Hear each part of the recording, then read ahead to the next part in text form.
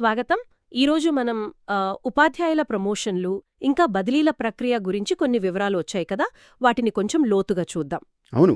ముఖ్యంగా head master అంటే HM లేదా స్కూల్ అసిస్టెంట్ ఎస్ఏ ప్రమోషన్ కోసం ఎదురుచూస్తున్న వాళ్లలో చాలా ప్రశ్నలున్నాయి, కొన్ని సందిగ్ధతలు కూడా. వాటిని క్లియర్ చేసే ప్రయత్నం చేద్దాం. ఖచ్చితంగా. మన దగ్గరున్న సమాచారం చూస్తే ఇది స్టెప్ బై స్టెప్ ప్రాసెస్లా ఉంది కదా. అవునవును. అంటే ఈ తేదీలు, ఈ దశలు చూస్తే కొంచెం కన్ఫ్యూజింగ్గా అనిపించవచ్చు మొదట్లో. కానీ దీన్ని కొంచెం విడమర్చి చూస్తే టీచర్లకు వాళ్ళ ఫ్యూచర్ గురించి అంటే డెసిషన్స్ తీసుకోవడానికి బాగా హెల్ప్ అవుతుంది. అవును. చాలామందికి వచ్చే డౌట్ ఏంటంటే ప్రమోషన్ తీసుకోవాలా లేకపోతే మంచి చోటుకు ట్రాన్స్ఫర్ కోసం ఆగాలా అనేది. అదే మెయిన్ పాయింట్. ఇప్పుడు ఈ సమాచారం ప్రకారం ఫస్ట్ స్టెప్ ఏంటి? స్కూల్ అసిస్టెంట్లు అంటే ఎస్ఏలు, అలాగే సెకండరీ గ్రేడ్ టీచర్లు ఎస్జీటీలు అందరూ కూడా ముందు వాళ్ల కేడర్లలో బదిలీ కోసం అప్లై చేసుకోవాలి. అవును, ఇది కంపల్సరీ అన్నమాట. అందరికీ తప్పనిసరి అనిపిస్తోంది కదా. అవును, ఇది బేసిక్ స్టెప్. దీని తర్వాత గ్రేడ్ 2 హెడ్ మాస్టర్లు అంటే జీహెచ్ఎంల ట్రాన్స్ఫర్ ప్రాసెస్ ముందు కంప్లీట్ అవుతుంది. ఓ సరే. మే 30, 2025న వాళ్లకు ట్రాన్స్ఫర్ ఆర్డర్స్ వస్తాయన్నమాట. మే 30న? అవును. ఇక్కడ చూడండి, ముఖ్యమైన విషయమేంటంటే అదే రోజు హెచ్ఎం పోస్టుల ఖాళీలు, వేకెన్సీస్ కూడా అఫీషియల్గా డిక్లేర్ చేస్తారు. అంటే మే 30 చాలా కీలకమైన రోజు. స్కూల్ అసిస్టెంట్ ఎస్ఏ నుంచి హెడ్ మాస్టర్ హెచ్ఎంగా ప్రమోషన్ కావాలనుకునే వాళ్లకి ఇది చాలా ఇంపార్టెంట్ టైం. నిజమే. ఆ రోజు వచ్చిన ఖాళీలలో వాళ్లకు నచ్చిన ప్లేస్ అంటే కన్వీనియంట్గా ఉండేదుంటే వెంటనే అదే రోజు మే 30నే ప్రమోషన్ కోసం ఆప్షన్స్ ఇవ్వాలి. అవును, వెంటనే. అంటే సమయం చాలా తక్కువ ఉన్నట్టుంది కదా. నిజమే. డెసిషన్ ఫాస్ట్గా తీసుకోవాలి. అలా మే 30న ఆప్షన్స్ ఇచ్చిన వాళ్లకు నెక్స్ట్ డేనే అంటే మే 31న ప్రమోషన్ ఆర్డర్స్ ఇచ్చేస్తారు. ఓ, ఇక్కడ ఇంకో చాలా ఇంపార్టెంట్ పాయింట్ ఉంది. ఎవరైతే హెచ్ఎం ప్రమోషన్ తీసుకుంటారో వాళ్ళంతకుముందు ఎస్ఏ క్యాడర్లో ట్రాన్స్ఫర్ కోసం అప్లై చేసుంటారు కదా. అవును. ఆ అప్లికేషన్ ఆటోమేటిక్గా క్యాన్సిల్ అయిపోతుంది. అలాగా? అంటే ప్రమోషన్ కన్ఫర్మ్ అయితే ఇక ఎస్ఏగా మంచి చోటికి బదిలీ అయ్యే ఛాన్స్ పోయినట్టే. ఇది పెద్ద నిర్ణయమే మరి. అవును, ఆలోచించుకోవాలి. మరి ఒకవేళ ప్రమోషన్ వద్దనుకుంటే, ఉదాహరణకి కోరుకున్న చోట హెచ్ఎం వేకెన్సీ లేదు, లేదా వేరే ఫ్యామిలీ రీజన్స్ వల్ల వద్దనుకుంటే వాళ్లకు అన్విల్లింగ్ ఇచ్చే ఆప్షన్ ఉంటుందా? ఖచ్చితంగా ఉంది.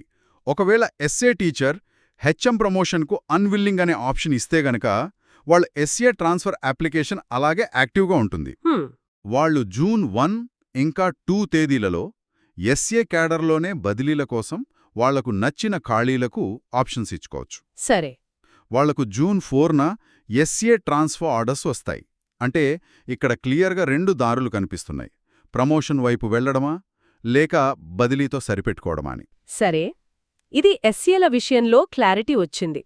అంటే జూన్ 4 కల్లా ఎస్ఏల ట్రాన్స్ఫర్ ప్రాసెస్ ఒక కొలిక్కొచ్చేస్తుంది. మరి దీని తర్వాత ఎస్జీటీలు, సెకండరీ గ్రేడ్ టీచర్ల ప్రమోషన్లు, బదిలీల విషయమేంటి? అవును, ఎస్ఏల బదిలీలు అయిపోగానే జూన్ 4నే ఎస్ఏ క్యాడర్లో కొత్తగా ఏర్పడిన ఖాళీలు అంటే ప్రమోషన్ల వల్ల, ట్రాన్స్ఫర్ల వల్ల ఏర్పడినవి, వాటిని అనౌన్స్ చేస్తారు. ఓకే. ఈ ఖాళీల బేసిస్ మీద ఎస్జీటీ నుంచి ఎస్ఏగా ప్రమోషన్ కావాలనుకునేవాళ్లు జూన్ 5న ప్రమోషన్ కోసం ప్లేసెస్ సెలెక్ట్ చేసుకోవాలి. మళ్ళీ సేమ్ ప్రాసెస్ అన్నమాట. అంటే ఎస్జీటీలు కూడా ప్రమోషన్ ప్లేసెస్ త్వరగా చూసుకోవాలి. మరి వీళ్ళకి ప్రమోషన్ ఆర్డర్లు ఎప్పుడు వస్తాయి? వీళ్లకు జూన్ 6న ప్రమోషన్ ఆర్డర్స్ ఇస్తారు. ఇక్కడ కూడా మనం ఇన్నాక చెప్పుకున్న రూలే అప్లై అవుతుంది. ఎస్ఏ ప్రమోషన్ ఆర్డర్ తీసుకున్న ఎస్జీటీలు వాళ్లు ముందు ఎస్జీటీ క్యాడర్లో ట్రాన్స్ఫర్ కోసం పెట్టుకున్న అప్లికేషన్ ఉంది కదా. అవును, అది ఆటోమేటిక్గా రద్దవుతుంది. కరెక్ట్, అది ఆటోమేటిక్గా క్యాన్సిల్ అయిపోతుంది. మరి ఎస్జీటీలు కూడా ఒకవేళ ప్రమోషన్కు అన్విల్లింగ్ ఇస్తే వాళ్లకు కూడా బదిలీ ఆప్షన్ ఉంటుందా? తప్పకుండా. ఎస్ఏ ప్రమోషన్కు అన్విల్లింగ్ చెప్పిన ఎస్జీటీలు జూన్ 7 నుంచి 10వ తేదీ వరకు వాళ్ల ఎస్జీటీ క్యాడర్లోనే బదిలీల కోసం ఆప్షన్స్ ఇచ్చుకోవచ్చు. వీళ్ల ట్రాన్స్ఫర్ ఆర్డర్స్ జూన్ 11న వస్తాయి. మొత్తం మీద చూస్తే ప్రతి క్యాడర్కి ప్రమోషన్ ఆప్షన్, ఒకవేళ అది వద్దనుకుంటే బదిలీ ఆప్షన్ 2 ఇచ్చారు. అవును, ఈ మొత్తం షెడ్యూల్ను గమనిస్తే ఒక ఆర్డర్ కనిపిస్తోంది. ప్రతి స్టెప్కి క్లియర్గా డేట్స్ ఇవ్వడం వల్ల కన్ఫ్యూషన్కి పెద్దగా ఛాన్స్ లేదు. నిజమే.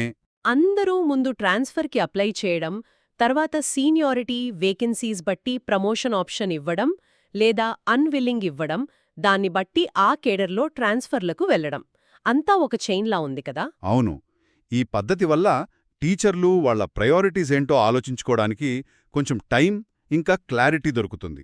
ప్రమోషన్తో వచ్చే రెస్పాన్సిబిలిటీస్, ప్లేస్ ఆఫ్ వర్క్ వీటితో పోలిస్తే ఇప్పుడున్న కేడర్లోనే దగ్గరలో మంచి తోటికి బదిలీ అయితే బెటరా అని ఆలోచించుకోవచ్చు.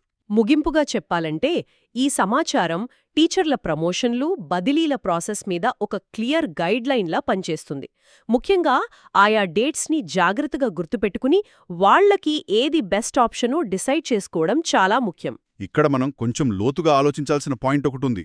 ఈ షెడ్యూల్ అంతా ప్రాసెస్లో క్లారిటీ ఇస్తోంది, బాగానే ఉంది. కానీ టీచర్లు స్ట్రాటజిక్గా ఎలా ఆలోచించాలి? అంటే ఉదాహరణకు ప్రమోషన్లో వచ్చే పోస్ట్ చాలా దూరంగా ఉందనుకోండి. దాన్ని వదులుకుని తనకు దగ్గర్లో ఉన్న బదిలీ ప్లేస్ కోసం ఆగటం కరెక్టేనా? ఇది పూర్తిగా వాళ్ల personal priorities, family situations, long term career goals మీద డిపెండ్ అవుతుంది కదా. అవును, నిజమే. ఆ స్ట్రాటజిక్ డిసిషన్ తీసుకోవడమే ఇక్కడ అసలైన ఛాలెంజ్ అన్నమాట.